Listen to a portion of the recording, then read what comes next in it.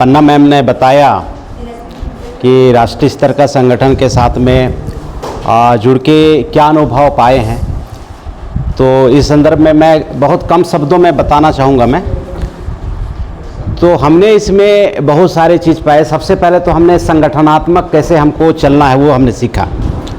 अभी हमारे जशपुर में 5वीं अनुसूची को लेकर समय समय पे बहुत ही ज़्यादा संघर्ष चल रहा है और उस संघर्ष में हमने एक सबक सीखा और वो जो संघर्ष का जो हमको सबक दिलाया वो है आपका कलिया बछराव। तो हमारे जो साथी हैं वहाँ पे जो कलिया बछराव में पिछले समय पे पत्थरगड़ी का मूवमेंट में बहुत अच्छी तरीके से उन्होंने काम किया था, तो प्रशासन उनके ऊपर में हावी हुआ और उनको 6 महीना जेल में डाला। और 6 महीना जेल में डाला तो हमने देखा कि वहाँ की जो नेतृत्व है वो काफ़ी हद तक पूरा ख़त्म हो गया 6 महीना जेल डालने की वजह से। तो वो एक बहुत ज़बरदस्त लीडरशिप वहाँ से निकली हुई थी कलिया बछराव से, लेकिन एसोसिएशन की कमी की वजह से, संगठन की कमी की वजह से वो जो 40 जो योद्धा थे, आदिवासी योद्धा थे, उसको दमन कर दिया गया। तो दिमाग में चल रहा था कि ये जो लीडरशिप है, ये जो लीडरशिप स्पिरिट है आदिवासियों का, इसको कैसे कैरी किया जाए, कैसे मतलब कि इसको आगे बढ़ाया जाए और लोगों में हिम्मत आया जाए, ये चल रहा था। और उस दरमियान में हमारे जशपुर जिला का जो एक माहौल था बहुत ज़बरदस्त था, लेकिन बाद में प्रशासन हावी हुआ। उस दरमियान में अगर हमारे ग्रामीण लोग, हमारे सामाजिक कार्यकर्ता लोग और हमारे पॉलिटिशियन अगर बहुत अच्छी तरीके से प्रशिक्षित होते तो उस मामला को वो टेक ओवर करते, अपने हाथ में लेते और अपने जो क्रांतिकारी जो आदिवासी हैं उनको बचा लेते वहाँ पे। लेकिन ऐसा नहीं हो पाया और निरंतर बीच बीच में ये मूवमेंट चलता रहा।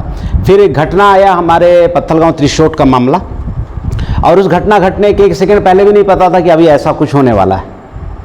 हमको मनिहर नाम का जो एक साथी है फ़ोन किया, वो दिनेश भगत के माध्यम से उसका कॉन्टैक्ट नंबर मिला हमारे मनिहर जी को। फिर उन्होंने मुझे फ़ोन किया। उस समय दिनेश भगत जी अंडमान निकोबार द्वीप चले गए थे। अगर वो अंडमान निकोबार द्वीप नहीं चले होते तो वो उधर ही जाते वो, लेकिन वो गैप कर गए। उनके माध्यम से कांटेक्ट नंबर मेरा मनिहर को मिला। मनिहर ने मुझे बोला ऐसा। तो मैं बोला यार मैं तो जशपुर में रहता हूँ, आपके करीब में सुनील खलको साहब हैं, आप उनको फ़ोन करो, आप उनसे बात करो ऐसा। तो सुनील से बात किए और वहाँ पे ग्राम सभा बैठे। तो ग्राम सभा में उन्होंने रिक्वेस्ट किया कि आप जशपुर में रहते हैं तब भी आप आइए। तो हम लोग वहाँ पे गए। उसके बाद में पूरे गांव के लोग बैठे हुए थे। बहुत शानदार सभा था वहाँ पे और पूरे मुद्दे के ऊपर में चर्चा चल रहा था। काफ़ी शानदार सभा था और हम लोग वहाँ पे बैठे हुए थे। बहुत सारे हमारे सामाजिक कार्यकर्ता जशपुर के थे वहाँ पे। उस दरमियान में सब कोई अपनी अपनी बातें कहे और उन्होंने कहा कि इसका सॉल्यूशन वाले पक्ष में आप बात कीजिए। बहुत सारी बातें हैं, मोटिवेशन की बहुत सारी बातें हैं, डायलॉग्स की बहुत सारी बातें हैं, हमारा काम कैसे हो जाए, हमारा ज़मीन छिन जा रहा है। तो इस तरीके से उनका कहना था और उसको सुनील खलको ने संबोधन किया, मुझे संबोधन करने का मौका मिला और हम लोग उनके साथ में वार्तालाप किए। तो वार्तालाप के दरमियान में उनको संतुष्टि मिला कि ये जो सुनील खलको और रूपनारायण बोल रहे हैं, निश्चित रूप से इसका अनुभव का हम लोगों को थोड़ा सा सहायता लेना चाहिए। और 26 अप्रैल को जब प्रशासनिक अमला वहाँ पे SDM तहसीलदार और काफ़ी सारे लोग वहाँ पे प्रशासनिक अमला वहाँ पे गाँव पे गए, तो हमें भी वहाँ पे बुलाया गया। तो रूपनारायण का YouTube चैनल में वो टेबल टॉक वाला डला हुआ है। तो हमने वहाँ पे देखा बात करते हुए, तो वो जो वीडियो है लगभग 30 मिनट लगभग का वीडियो डला हुआ है। तो वहाँ का तहसीलदार मानने को तैयार ही नहीं कि ये 5वीं अनुसूची स्पेशल जो अधिकार है आदिवासियों को मिला हुआ है, हम उसको बता रहे हैं और उसको पता भी नहीं। उसमें से एक आदिवासी तहसीलदार भी, उसको भी पता नहीं। तो हम लोगों को बड़ा अफसोस लगा, या तो वो वाकई में नहीं जानते थे इस बात को या फिर अनजान होने का ढोंग कर रहे थे, 2 बातें हो सकती थी। तो वहाँ पे उस टाइप का बहस होने लगा और जब हम लोग सवाल इतना ज़्यादा पूछे तो सवालों के घेरे में आए। उसके बाद में वहाँ से फिर उन लोग चलते बने। तो ये 26 तारीख का मामला हुआ। 27, 28 2 दिन के गैप के बाद में 29 अप्रैल को 5 बजे, आप लोग सुन के हैरान हो जाएंगे, जिसको उठ बिहान बोला जाता है, 5 बजे पूरा प्रशासनिक अमला, पूरा फौज औज लेके, पूरा पुलिस बल लेके वो गांव में इंटर करता है सर्वे टीम को लेके सुबह 5 बजे। और गांव वाले लोग हैरान हो जाते हैं कि भाई ये किस टाइप का मामला है। फिर आनंद फनन में उन लोग अपने लोगों को तुरंत संगठित करते हैं, प्रशासन से बात करने का प्रयास करते हैं। तो प्रशासन उनसे इतना आड़ा टेढ़ा सवाल पूछने लगा कि भाई उन लोग को जितना समझ में आता था उतनी बातें बता रहे हैं, उसको रोकने का प्रयास कर रहे हैं। 5वीं अनुसूची का वो बोल रहे हैं कि हमारे आरक्षित क्षेत्र, हमारे को 5वीं अनुसूची लागू है, आप इस जगह पे ग्राम सभा के अनुमति के बगैर आप सर्वे कार्य नहीं कर सकते। ये सारी बातें वहाँ पे चल रही है, लेकिन वे लोग मानने को तैयार नहीं थे। उसके बाद में फिर वहाँ पे 2-3 घंटा उनको जो संभालते बना, वहाँ के हमारे त्रिशोट के जो जंबाज साथियों को वो संभाले, प्रशासनिक अमला से बात करने का प्रयास किए, सर्वे को रोकने का प्रयास किए कि आप विधिवत आइए, ग्राम सभा के माध्यम से आप पहले परमिशन लीजिए, ये सब चला। और जब उनसे आउट ऑफ कंट्रोल हो गया, जब उनसे संभलते नहीं बना, तो उन्होंने फिर फ़ोन किया कि अरे भैया ऐसा ऐसा हो गया, इस टाइप का। 7 बजे लगभग उनका फ़ोन आना शुरू हुआ और फिर मैंने सुनील को फ़ोन किया। मैंने बोला कि आप ज़्यादा करीब हैं, आप जाइए मामला को संभालिए, क्योंकि गांव वाले बहुत सारी बातों को नहीं जवाब दे पाएंगे। वहाँ पे देखिए कौन कौन गया था, अपर कलेक्टर गया हुआ था, वहाँ पे SDOP additional superintendent of police वो गया हुआ है, 3-4 तहसीलदार गए हुए हैं, है ना। उसके बाद में फिर एसडीएम मैडम आकांक्षा त्रिपाठी गई हुई है और बहुत बड़ी संख्या में पुलिस बल गया हुआ है। और सभी लोग पूरा ऐसा ना, पूरा एकदम एक साथ टूट पड़ते। आपसे बात करेंगे तो सिंगल बात नहीं करेंगे, वो लोग एक साथ में पूरा एकदम से पूरा वो मतलब कि पूरा एक साथ में टूट पड़े, मतलब इतना। और गांव के लोग कितना जवाब दे, तब भी उन्होंने काफ़ी अच्छा संभाला। और सुनील खलको को वहाँ पे एंट्री 8 बजे होता है और 8 बजे से मामला को संभालते संभालते 9, 10, 11 3 घंटा वो संभालते हैं। उसके बाद में फिर मेरे 11 बजे की वहाँ पे एंट्री होती है। और जब वहाँ पे हम लोग तो सिंपली ऐसा बात करने के हिसाब से गए हुए थे, उनसे ऐसे बात करना था कि सर जब हमारा 5वीं अनुसूचित क्षेत्र है, हमारा रिजर्व इलाका है और आपको विधिवत काम करना है, ग्राम सभा की अनुमति आपने क्यों नहीं लिया। वहाँ से बात शुरू हुआ, वहाँ से बात शुरू हुआ। और मैं इत्तेफाक से ऐसे हमारे बहुत सारे जो आदिवासी जो एक्टिविस्ट हैं, वो आदिवासी एक्टिविस्ट ने हमको बताया था कि अनुच्छेद 13 क्या है, अनुच्छेद 19 क्या है, अनुच्छेद 244 क्या है, अनुच्छेद 375 क्या है, 256 क्या है। ये पूरा का पूरा अनुच्छेद मुझे पढ़ाया गया था। और मैं लकीली था कि मैं ये जो ट्रेनिंग है हमारे विशेष अधिकार को जानने का 4-5 बार बैठा हुआ था मैं। तो ट्रेनिंग बैठना बहुत ज़रूरी है, ट्रेनिंग बैठेंगे तो धीरे धीरे इधर घुसेगा तो बोलते बनेगा। वो इत्तेफाक से मैं वो ट्रेनिंग पे बैठा हुआ था। उसके बाद में 256 अनुच्छेद में वो कर्मचारियों की बाध्यता है। एक आपका रूढ़ी प्रथा का जो कानून है, 1950 से पहले हमारे आदिवासी लोग जो कबीला में रहते थे और कबीला में रहते हुए वो अपने लोगों को चलाने के लिए जो विधि को इस्तेमाल करते थे वो है मतलब कि रूढ़ी प्रथा, वो हुआ विधि का बल, है ना। उसके बाद में ये सारी चीज़ें मुझे थोड़ा जानकारी था, तो उसके हिसाब से मैं उनको बोलना शुरू किया और ये बात धीरे धीरे बहस के रूप में बढ़ना शुरू हो गया। वो 5 सवाल पूछे, मैं तो फ्लो में करते करते बहुत लंबा चौड़ा बहस हो गया वो। और जब उस टाइप का फ्लो में जब बात हो रहा था, तब भी मुझे पता नहीं था कि आने वाले समय पे इतना बड़ा बवाल का कारण बनेगा। मैं क्या सोच रहा हूँ, मैं अपने संवैधानिक अधिकार जो मुझे कॉन्स्टिट्यूशन में मिला हुआ है, संविधान में मिला हुआ है, उसको मैं आड़ बना बना के मैं कर्मचारियों से, मैं अधिकारियों से मैं वार्तालाप कर रहा हूँ। मुझे ये पता था और उनको ये चीज़ें, ऐसा घटना होने के बाद में शाम को पूरे गांव के लोग बैठक बैठे और शाम को जब हम लोग बैठक बैठे, उस समय तक हम लोगों को बिल्कुल ऐसा रियलाइज़ नहीं हुआ, ऐसा एहसास नहीं हुआ कि वो जो प्रशासनिक अधिकारी हैं इस मामले को इतना गंभीरता से लेंगे।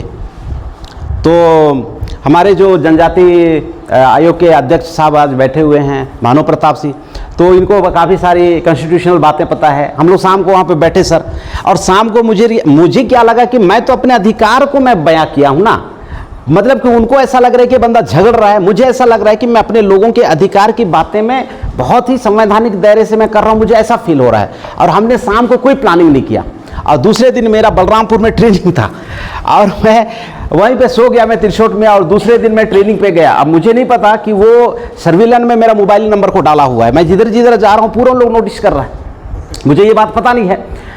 और मुझे बिल्कुल भी थोड़ा सा अंदेशा नहीं था कि ये लोग ऐसा कदम उठाएगा। अगर ऐसा कदम उठाने का मेरे को थोड़ा सा अंदेशा होता तो पूरा सीन पलट गया होता। क्या सीन पलट गया होता, मैं गांव वालों का शाम को बकायदा मीटिंग लिया बस घटना के बाद में, मैं गांव वालों को बोल सकता था कि लोग अभी FIR करने वाले हैं, आप लोग तैयार रहो, आजू बाजू के बस्ती के हजारों लोगों और तैयार रहो, जैसे ही किसी के ऊपर में FIR होगा आपको सामूहिक गिरफ्तारी देना है। तो अभी मैं जसपुर जेल में था, तो जसपुर जेल की जो कंडीशन मैं बता रहा हूँ, कैपेसिटी 500 लोगों का है, 450-500 कैदी हमेशा ही रहते हैं, बंदी और कैदी, हमेशा रहते हैं। कैदी जिनको सज़ा हो चुका है, बंदी जो विचाराधीन बंदी बोलते हैं जिसको, जिनको सज़ा नहीं हुआ है उनका विचाराधीन चलते रहता है, वैसे लोगों को बंदी बोला जाता है। ये दोनों मिलके 450-500 की क्षमता है जेल के अंदर में। अगर मैं 100, 200, 500 लोगों को मैं सामूहिक गिरफ्तारी, और उसमें हम लोग वीडियो में हम लोग शामिल भी कर देते हैं कि इस बात का कितना समर्थन करते हैं। सभी लोग हाथ उठा के समर्थन कर देते हैं कि हम समर्थन करते हैं, हम समर्थन करते हैं। लो भैया, हम 1000 लोग अपराधी हैं, करो। ये तो खैर कंप्रोमाइज वाला मामला है भाई। तुम 5वीं अनुसूची में आदिवासियों का ऊपर में तुम्हारे जो बीएनएस की धारा है वो लगता ही नहीं है। पहली बात तो वो है ना, क्योंकि हमारा जो यहाँ पे जो रिजर्व क्षेत्र है, इस रिजर्व क्षेत्र में जनरल कानून नहीं लगता है। बीएनएस और आईपीएस जनरल कानून का है, हमारा तो यहाँ पे रूढ़ी लग रहा है ना। यहाँ पे हमारा जो रूढ़ी प्रथा है, हमारा जो विधि का बल है, वो हमको यहाँ पे मिला हुआ है। तो ये 1000 लोगों को हमने तैयार नहीं किया था। जो यहाँ पे घटना घटा बछराव में, कलिया बछराव में, जिनको समझ में आया वो एक्सेस एग्रेसिव हो गया, और उनके जो समर्थक साथी थे उनको ये बात पता ही नहीं चला, तो अपने अगुवाओं को बचा नहीं पाया। वही चीज़ सेम मेरे साथ में रिपीटेशन हुआ।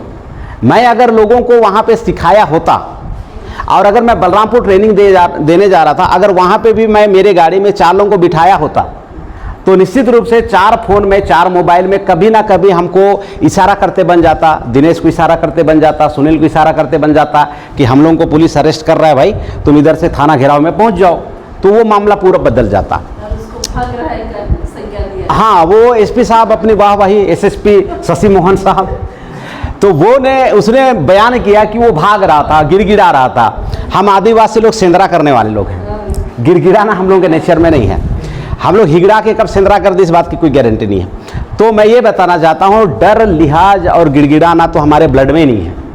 बिरसा मुंडा बड़े शौक के साथ में, बड़े शानों के साथ में उन्होंने संघर्ष किया, वीर बुद्धू भगत ने संघर्ष किया, पूरे के पूरे हमारे आदिवासी जो वॉरियर हुए उन्होंने बहुत ताकत के साथ में। तो गिड़गिड़ाना ये सब तो है, मैं क्राइम थोड़े ना किया था, मैंने तो ऐसा कुछ भी नहीं था। तो वो पूरी तरह से गलत स्टेटमेंट था पूरे समाज के लोगों को डिमोरलाइज करने का। तो साथियों, मैं अरेस्ट हुआ तो ये उसकी ताकत नहीं था, ये प्रशासन का ताकत नहीं था। मैं अरेस्ट हुआ, थोड़ा सा मुझे सावधानी बरतना था, मुझे थोड़ा सा प्री प्लानिंग करना था, वहां पे चूक हुआ। वो बहुत ताकतवर थे, वो अरेस्ट करके ले गए, वो मामला नहीं है। और आने वाले समय पे मैं आप लोगों को बताना चाहता हूं, पूरे डंके के छोड़ पे और पूरे कॉन्स्टिट्यूशन दायरे में, कानून के दायरे में आप लोग इस आंदोलन को आगे बढ़ाइए। मैं आप लोगों को प्रॉमिस कर रहा हूं कि वो आपको अरेस्ट नहीं कर सकता। मैं था उस समय, मैं प्रिपेयर नहीं था, मेरे लोगों को मैं प्रिपेयर नहीं किया था, मैं तैयार नहीं किया था। अभी समझ में आ गया कि लोग कैसा पैंतरा खेल सकते हैं। आप में से यहाँ पे बैठा हुआ कोई भी बंदा, हमारे जसपुर जिला के 9,46,000 लोगों में से कोई भी बंदे को अब इन लोग अरेस्ट ही नहीं कर पाना। हमको बस पता चले कि भाई इन्होंने ऐसा किया, आधा घंटा लगेगा हम लोगों को उस थाना घेराव में पहुंचने का, और वहाँ पे हम लोग, जैसे हमारे प्रताप साहब ने बताया कि भैया उनके ऊपर तो एट्रोसिटी लग जाएगा। जनरल का कानून हमारे ऊपर में थोपना, हमारे ऊपर में षड्यंत्र करके एफआईआर करना, उनके ऊपर में एट्रोसिटी का मामला आ जाएगा।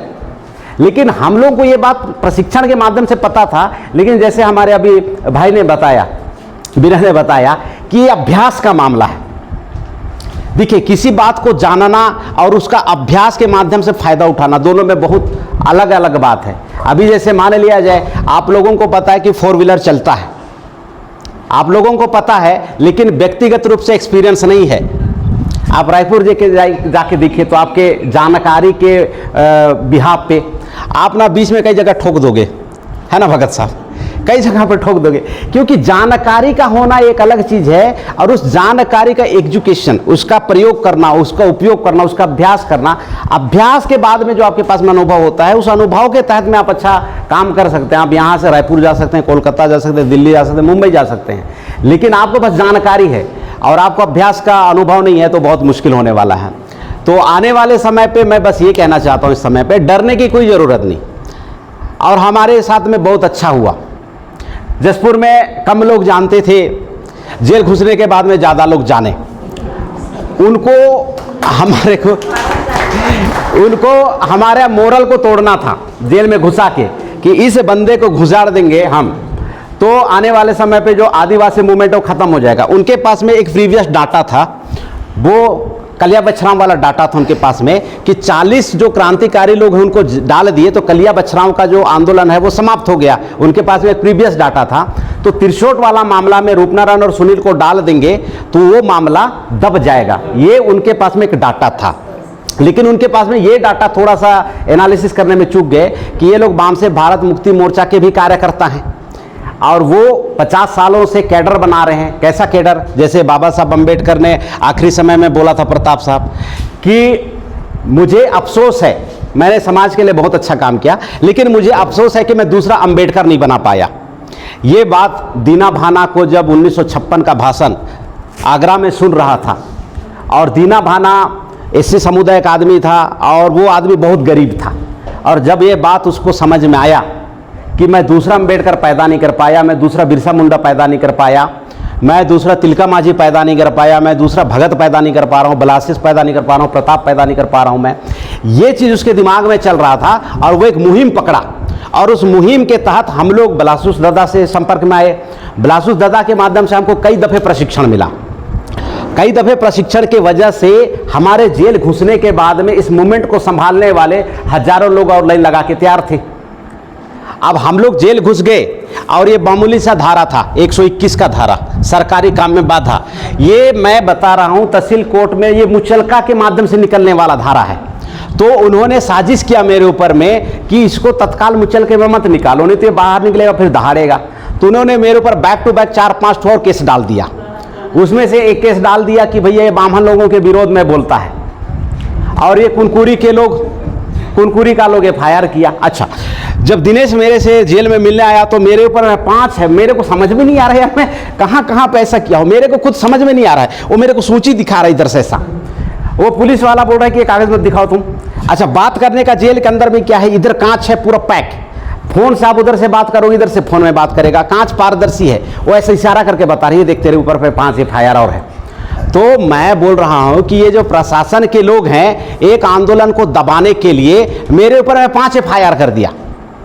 लोरो घाट वाला मामला में SDOP अनिल सोनी साहब, एडिशनल SP साहब को मैं काउंटर सवाल पूछ रहा था कि आप अधिकारी कम और बीजेपी के एजेंट ज़्यादा लगते हो, ऐसा बोल के मैं उसको बोल रहा हूँ। तो उसको बोलना चाहिए कि भाई मैं अधिकारी ही हूँ, मैं एजेंट नहीं हूँ, मैं दलाल नहीं हूँ, मैं देखो मैं दिखे खाकी वर्दी में आप लोगों का सेवा करूँ निष्पक्ष, ऐसा बोल सकता था, ऐसा बोल सकता था। लेकिन वो ऐसा नहीं बोला। उन्होंने प्लानिंग बना के मेरे ऊपर में दुलदुला थाना में FIR किया, अरेस्ट नहीं किया।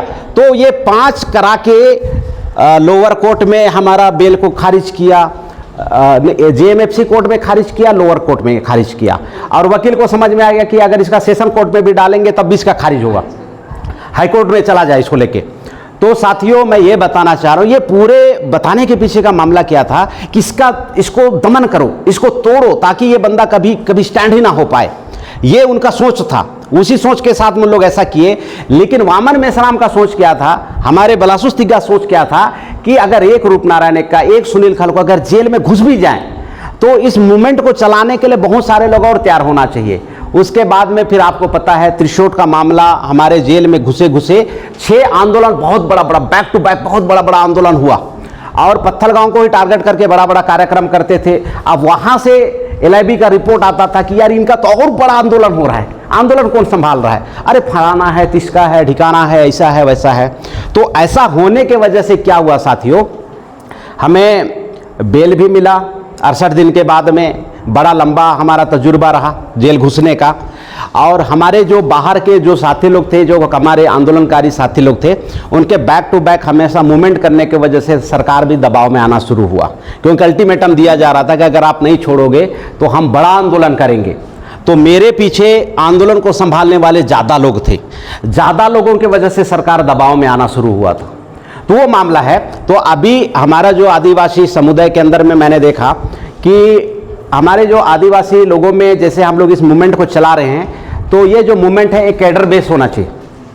कैडर बेस मूवमेंट में क्या होता है कि हमारा समाज जब विषम परिस्थिति में फंसता है और जो अगुवाई करते हैं उसको पुलिस टारगेट करके अरेस्ट करके उसको अंदर रखता है, तो उस दरमियान में बैक में काम करने वाले कैडर लोगों का होना बहुत जरूरी है।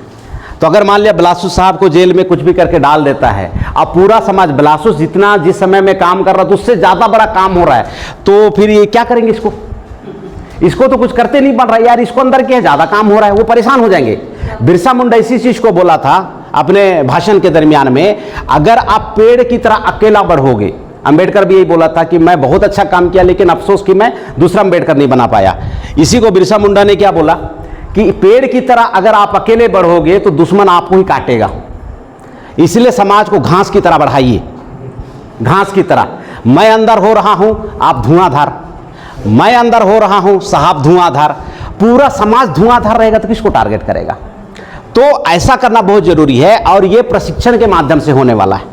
और हमारे बीच में अभी एक से एक प्रशिक्षक हैं। शिवती जी बहुत अच्छे प्रशिक्षक हैं, विनय जी बहुत अच्छे प्रशिक्षक हैं, बिलासुस तिग्गा साहब बहुत अच्छे प्रशिक्षक हैं, हमारे भानु प्रताप साहब जी बहुत अच्छे प्रशिक्षक हैं, थोड़ा मोड़ा मैं भी देने जानता हूँ।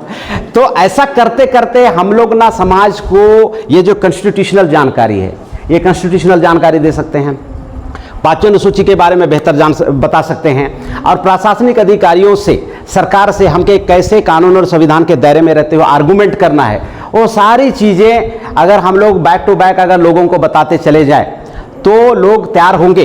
अभी यहाँ पे सवाल पैदा हो रहा था, अभी जैसे अमित भाई बोल रहे थे और कुछ कुछ साथी लोग सब बोल रहे थे कि हमारे समाज के लोग क्यों नहीं आते, हमारे समाज के लोग साथ क्यों नहीं देते हैं। तो मैं इस संदर्भ में बताना चाहूँगा साथियों, वो मेंटली प्रिपेयर होगा तो साथ देगा।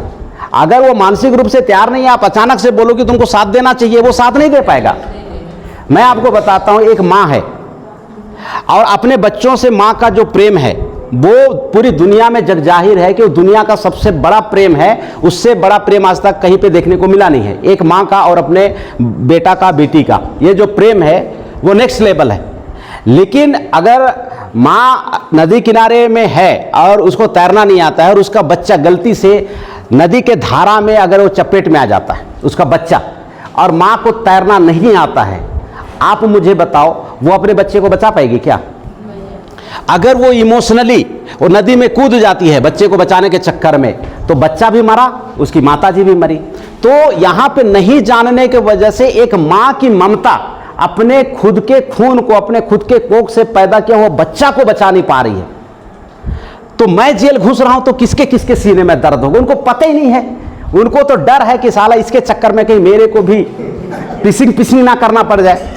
लेकिन अगर उसको पता रहेगा कि भैया हमने पढ़ाई किया है कि ये कानून और संविधान के विरोध में काम किया है, इसके ऊपर मजाक थाना में जाकर रिपोर्ट करना है मुझे, इसी को जेल हो जाएगा, इसी एसपी को जेल हो जाएगा, इसी तहसीलदार को जेल हो जाएगा, इसी एसडीएम को जेल हो जाएगा। अगर ये ग्राम में जो रहने वाले हमारे सभी लोग हैं उनको पता चलेगा ये बात, तो उनको अजाक थाना में जाके एफआईआर करने में कितना तकलीफ होगा। लेकिन पता ही नहीं है, क्योंकि अभी जैसे कलिया बछराम का घटना 6 महीना जेल के अंदर, भाई रूपनारायण जेल में गया तो बहुत सारे लोगों को लग रहा होगा इसका मोरल टूट गया होगा। भाई हम थोड़ा अलग दिमाग के आदमी हैं, वहाँ अंदर घुसे, खूब सारा किताब मंगवाए, संविधान का किताब मंगवाए और बहुत सारा जो फॉरेन राइटर हैं उसका किताब मंगाए और 68 दिन पढ़ के एकदम टनाटन हो गए। मैं पूरा जीवन में मैं बता रहा हूँ, इतना पढ़ाई मैं अपने लाइफ में कभी नहीं किया, ना हाई स्कूल में पढ़ पाया था, ना कॉलेज में पढ़ पाया था, जेल में पढ़ा और मेरा जो मोरल इतना हाई हुआ, ऐसा लगता है मेरे को, ऐसा लगता है, सही बात बता रहा हूँ भानु प्रताप सर, 2028 में साला सरकार को पलटिए देंगे टाइप का लगता है। मैं दिखे जो भी होगा अलग बात है, हिम्मत तो आया ना, वो पलटा पाए ना पलटा पाए अलग बात है, लेकिन ऐसा लगता है कि हम करिए देंगे, ऐसा ना। तो साथियों ये मेरे लिए फायदा रहा, आदिवासियों की लीडरशिप को हमारे प्रशासनिक अधिकारी, मैं तो इनका शुक्रिया अदा करने जाने वाला हूं। मैं इनके पास जाऊंगा, धन्यवाद बोलूंगा और मैं थोड़ा डोनेशन भी मांगूंगा कि आप लोगों के वजह से मैं पूरा विश्व विख्यात हो गया, भारत विख्यात हो गया, पूरे आदिवासी लोग जाने। और पहली बार उसमें वो सोशल मीडिया में कमेंट में आ रहा था बिलासु साहब, उसमें लिखा हुआ है कि पहली बार मुझे संविधान की ताकत मुझे पता चला। ऐसा हमारा आदिवासी लोग बोल रहे हैं। 1 मिलियन से ज्यादा लोग देख चुके, 10 लाख लोग। यहाँ पे 4-5 आदिवासी पैदा हो जाए तो जसपुर का माहौल गर्म हो जाएगा। भैया 10 लाख लोग देखा है, 1 मिलियन, और उसमें पूरा लिखा हुआ है कि संविधान को जानना बहुत जरूरी है। शिक्षा शेरनी का दूध है, जो पिएगा वो दहाड़ेगा। आदिवासियों संविधान पढ़ो, आदिवासियों शिक्षा हासिल करो, ये पूरा तमाम चीजें उसमें बहुत गजब तरीके से बोला गया है उसमें। तो मेरे को रियलाइज हुआ कि अगर मेरे जेल घुस जाने मात्र से और हमारे एसपी महोदय के द्वारा, हमारे अपर कलेक्टर के द्वारा और हमारे एडिशनल एसपी के द्वारा अगर मुझे जेल घुसा के अगर सोए हुए हमारे आदिवासियों को अगर जगा दिए तो 68 दिन क्या होता है? 68 दिन तो कुछ भी नहीं है। अगर हमारे लोग पूरे जाग जाएंगे तो हम तो साल 2 साल घुसने के लिए तैयार हैं। घुसते रहेंगे समाज जागता रहेगा और घुसते रहेंगे समाज जागता रहेगा। तो क्रांति होना ज़्यादा जरूरी है। तो साथियों, एकता में बल है, संगठन में बल है, प्रशिक्षण में बल है। ये पूरा का पूरा हमारे आज बहुत हमारे निखरे निखरे वक्ता लोग हैं, बहुत अच्छे वेल ट्रेनर लोग हैं, इनके वजह से हम लोगों को बहुत बड़ा फायदा होने वाला है। और जैसे राजपाट हासिल ऐसे ही नहीं हो पाने वाला है, राजपाट ऐसे हासिल नहीं होने वाला है। राजपाट को हासिल करने के लिए राजपाट हासिल करने का प्रशिक्षण का होना बहुत जरूरी है। साहब लोग बैठे हुए हैं, आप लोगों को बस अपने आप को मना के यहाँ तक ले आना है। आप लोग यहाँ पे आएंगे ना, अगर गलती से भी आते हैं तो मैं बता रहा हूँ आप यहाँ से सीख साख के ही जाएंगे। मैं गलती से बैठा था, सीख गया, इसलिए जवाब दे पाया मैं। तो आप लोगों को भी आने का आह्वान करता हूँ। पूरे समाज के लोगों को बड़ी मात्रा में लाइए, पूरे जाति को शामिल कीजिए। बाबा साहब अंबेडकर हम लोगों को अनुसूचित जनजाति के रूप में यूनाइट करने का बहुत प्रयास किए। संविधान में जो अनुसूचित जनजाति का जो कॉलम है जिससे फायदा मिल रहा है समाज को, तो उसका कहने का, उसका संदेश देने का एक मतलब था कि पूरे 801 जाति के आदिवासियों को एक पहचान में यहाँ पे इकट्ठा कीजिए अनुसूचित जनजाति में। उसका कहने के पीछे ये मकसद था। लेकिन गलती कहाँ हुआ, हमारे 801 जाति के इंटेलेक्चुअल लोग, पढ़े लिखे लोगों ने नौकरी पाया उस अनुसूचित जनजाति वर्ग के माध्यम से। उसके बाद में उन्होंने जातियों में विभाजन कर दिया। 801 जाति पहले से था, 801 जाति का विभाजन हो गया, विचारों का विभाजन हो गया, बहुत सारा विभाजन हो गया।